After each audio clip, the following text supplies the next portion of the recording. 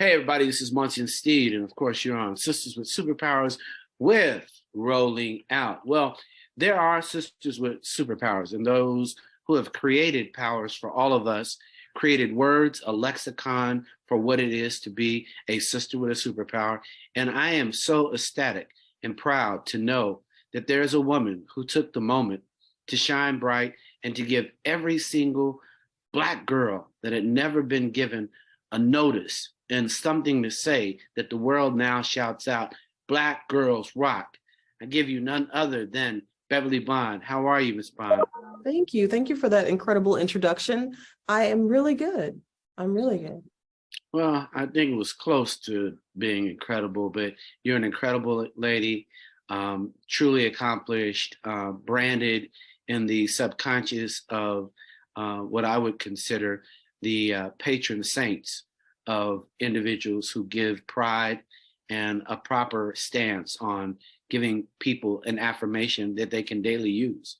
What was that like to go from t-shirt to conference to knowing that you've sprinkled a little magic in the minds of all little Black girls and women?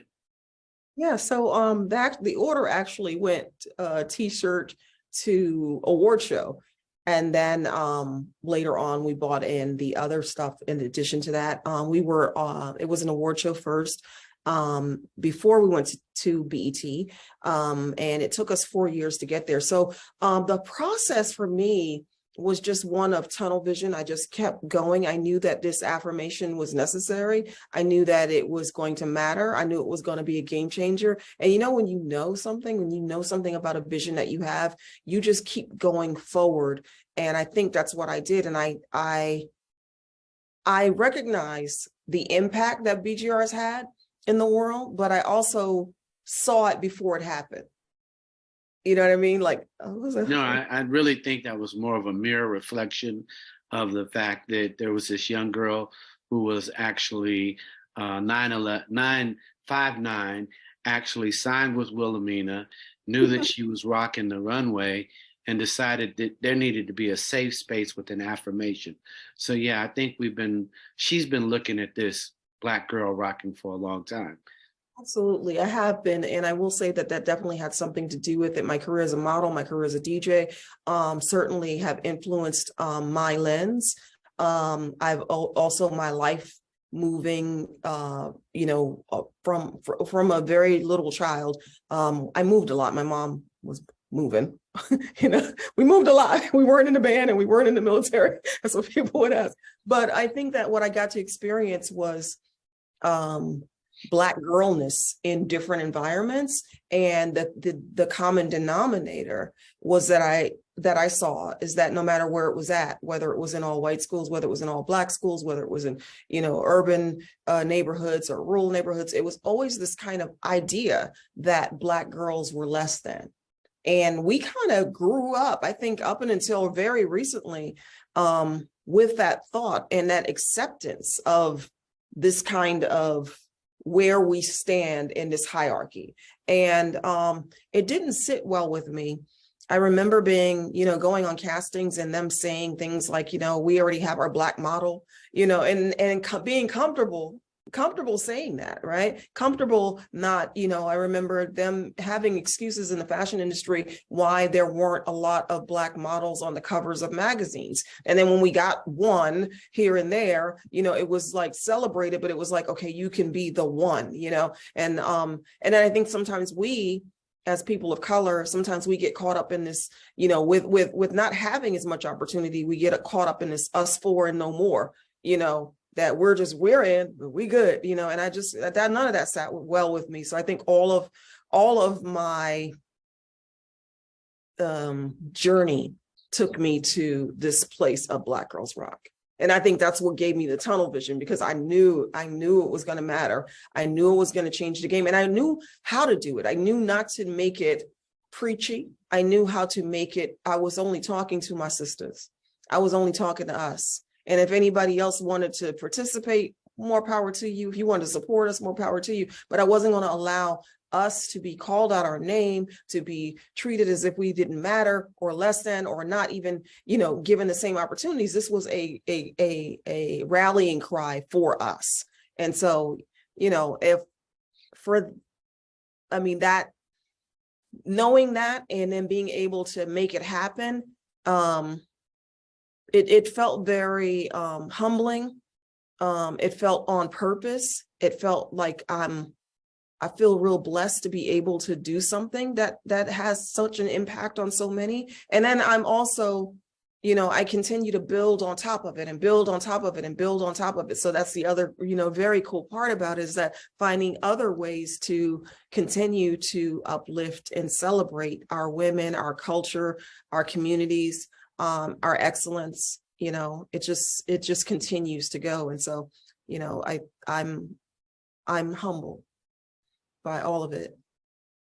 Well, I appreciate your humility, but I say thank you, because you may not hear it often enough. Obviously, for a young girl, when you say Black girls rock, I think of the word courage. What would you share with a young woman about the value of bringing courage to her presence in the room? I think that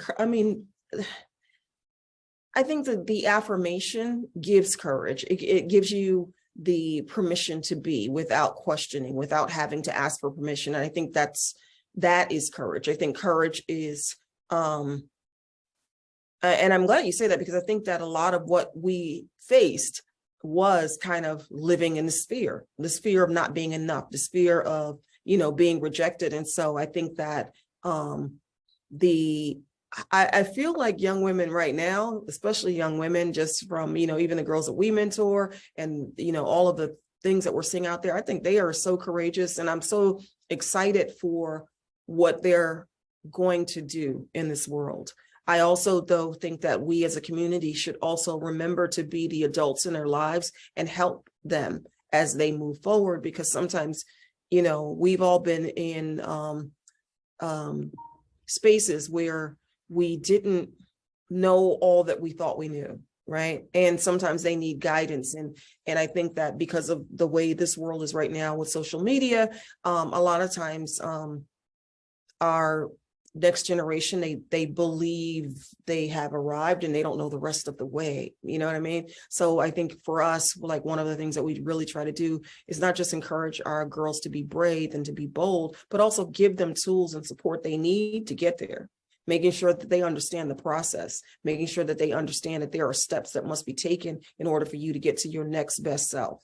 And it's not magic, and it's not automatic. And you've got to do the work on you, mentally, spiritually, physically, so that you can grow into this person that you are to become, this human that you are to become, so that's I guess I'm assuming I answered that question.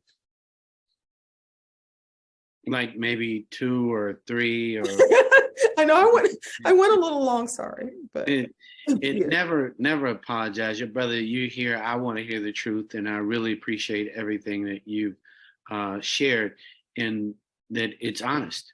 I mean, if you're not going to be honest, and you long is short for us, because we haven't really interviewed you in a while. And I really like the fact that you've kept your movement going. When you think of wealth and you think of health, you're still a very model-ready woman. Why is it important to take care of both your money, your mind, and your physicality? I mean, I think, obviously health is wealth. Health is wealth. And it, as we get older, I had a bike spill a few months ago. And when I fell, the way I fell on my knee, it just like, I still have the pain, right? So, and so, the more you take care of yourself, though, the less these injuries, because they will happen and you're going to get them, but you don't want to be taken out. You know what I mean? And of course, that means that obviously money And financial freedom is also important, because you don't want to get taken out because you weren't prepared to take care of yourself. And I think that you can undo a lot of that damage by doing it at the forefront, like making sure that you're, and honestly, you know, and everybody knows this, so when you feel good, you know, when you feel healthy, you feel free, you know, you feel free. And, you know, there's always work to do. We all have it to do. But you know, when you're doing the work of keeping yourself, your like the righteous work of keeping your body and your mental and your spirit, you know, in tip top shape. And, you know, for some people, it just means starting over. And I think that that's okay, you know? So yeah, I think it all, you know, it's all connected. You know, when you think about your mental playlist, what do you play in your mind as a DJ? What songs do you really think when you want peace and soul, and you really think, what are the top 3 or 4 things that just come? Top 3 or 4, there's no way. You know, there's just too much and too many, from, you know, Lauryn Hill to Kendrick Lamar to Stevie Wonder to, you know, Earth, Wind and Fire. Just, it depends on the day, it depends on the situation. I love music. I love all genres of music. I love all eras of music. I don't separate them. I separate them by greatness. And I think that we have so much great music that we just have had. And in fact, I think that's one of the things that propelled me as a DJ. You know, I knew one of my first, when I was opening DJ, and my logic was that there's so much music history.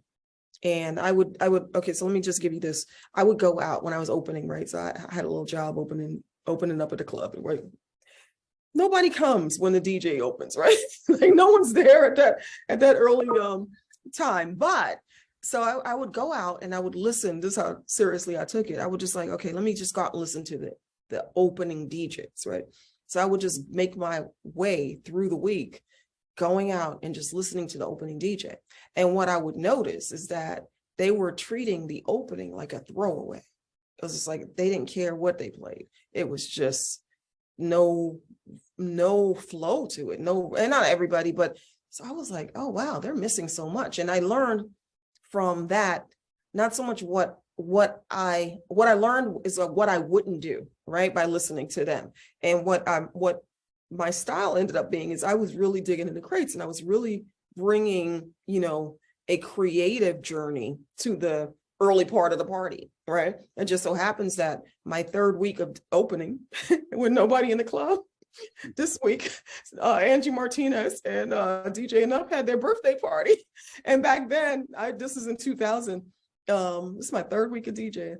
They wouldn't necessarily rent out the club and do what they do now, like with the big thing. They would just go to the early part of the night in the club that was popping. And I was DJing at a spot called Spy Bar. And they were, all of a sudden, the whole music industry was in there. And because we're in the music industry, everybody loves music. So when I was digging in the crates and I was doing this, people kept coming up. You couldn't see the DJ. They just knew somebody was up there. They're like, who is playing the music? Who is the DJ? And so it went on and on and on. And people kept coming up. Oh, you should go see the DJ. The DJ's like, oh, you should go see the DJ. So it kept happening like that. And then, you know, I remember that night, that's when DJ Enough said, you know, he liked the way I played. I didn't know he was at that point. He had decided that he was going to make me a heavy hitter, which is my DJ crew. And then Jay-Z was there. And he said same thing, like, I love the way you played. And then he heard me another time. And so when he opened 4040, they said all the DJs were calling from all over the country to try to get this job. And Jay was like, only one DJ is opening this club, and that's Beverly Bond. So it was like, I was doing the work, you know, I was doing the work. So I know this wasn't the question. The question was about what music, but I think it goes back to it because the music, because of my love of music, that is what took me to these spaces. My love of music, right? They like, Jay didn't just pick me. It was like what I was playing. Enough didn't just add me to the crew. It was like how I was playing. You know what I mean? And so that became my reputation. If you think about like me being a famous DJ before launching Black Girls Rock, I did that in a small place, right? I mean, I did big events, but really Joe's Pub is where my residency was. It really defined who I was. And that was what people knew was going to happen. They knew that they were going to go on a musical journey. So when you say which music would I come up with, it just depends on the mood, the situation, the circumstances, it just, it depends, but I mean, I'm inspired by so much of our genius, because that's what it is. It's our genius. I also am a DJ that recognizes that I'm just playing the music that these incredible artists, have created. So I'm just really bringing the message. And I think that that in itself made me never get in my way. I never made it about me, I always made it about the music. That answered the question. Last question. When it comes to hanging out and experiencing any Black Girl Rocks conference, coaching session, what are the 3 things you want young women and just women in general to take away once they experience your brand? I mean, I think I want the same thing I want if they didn't experience my brand. I want Black girls to win. I want them to feel okay. I want them to feel complete and know that they are worthy of any and everything that they can dream of. I think that that's what I want for, all Black women. And I particularly want this for Black women because it's been denied to us for so long, And so I think that that's where the impact of what this has done. I remember being on the red carpet at the award show, and it was a moment where Cicely Tyson, Gladys Knight, and Dionne Warwick were all there. And I'm like, wow, look at this legend, this legendary lineup right here. And so I walk over to them, and I found their Black Girls Rock. I'm still a little bit, shy, starstruck, all of that, right? And I go up to them and I'm like, thank you, like, for just everything, for the legacy. And they turned around and they said, thank you, Beverly. They were like, thank you for keeping it going. Don't discredit and don't diminish what you've done here. They said, because we know that we don't experience this and we've been here for a while. So when they said that, I was like, wow, that's really crazy, but it's really real.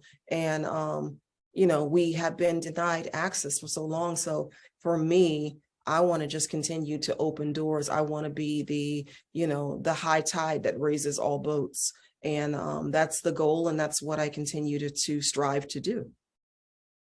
Ladies and gentlemen, standing ovation. This is Munson Steed. I've had a wonderful experience. Thank you for being assisted with Superpowers, creating a safe space with benefits for all to raise all boats. I am Munson Steed with Beverly Bond, Black Girl Rock, a true Harriet Tubman, Michelle Obama, a true Cicely Tyson, Gladys Knight, a true Margaret Burroughs. And if you don't know Margaret Burroughs, she created the first Black museum for Black people in this country. So we thank you, and thank you for coming and spending time and sharing your vision with Rolling Out and Sisters with Superpowers. Thank you so much. I'm Beverly Bond, and I am a Black girl who rocks.